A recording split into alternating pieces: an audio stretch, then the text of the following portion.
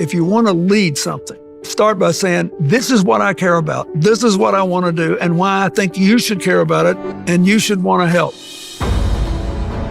Hardly a day goes by that I don't think how fast my life has flown. How I remember as if it were yesterday, the first day I became president.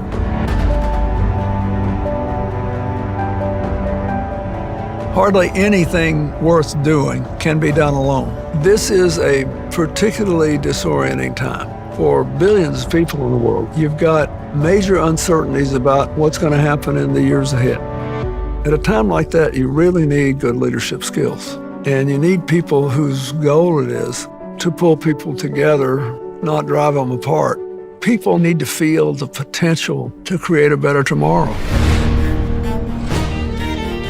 This class is unlike anything I've ever done. I'll be teaching skills I developed and used in very challenging leadership positions. And I hope that those skills will help you in your personal and professional lives. You'll learn how to work with people you don't agree with, may not even like, and how to mediate conflicts. I don't believe being nice is inconsistent with being tough and smart. You gotta be tough as nails with your tender heart. I have encountered a lot of setbacks. I lost 2 elections after I entered politics. I've had ferocious opposition where the whole strategy was to try to destroy me as a person. My mother died after I became president. I've had a lot of things that really hurt. But in the end, the great adventure of life is what you decide to do with it.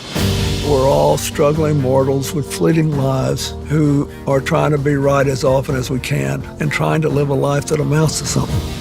A good leader will share the credit when something good happens and assume responsibility for the mistakes and not look for a scapegoat. I believe leaders are not just born, they are also made. And I hope everybody who watches this will say, what am I going to do to be a better leader? I'm President Bill Clinton, and this is Masterclass.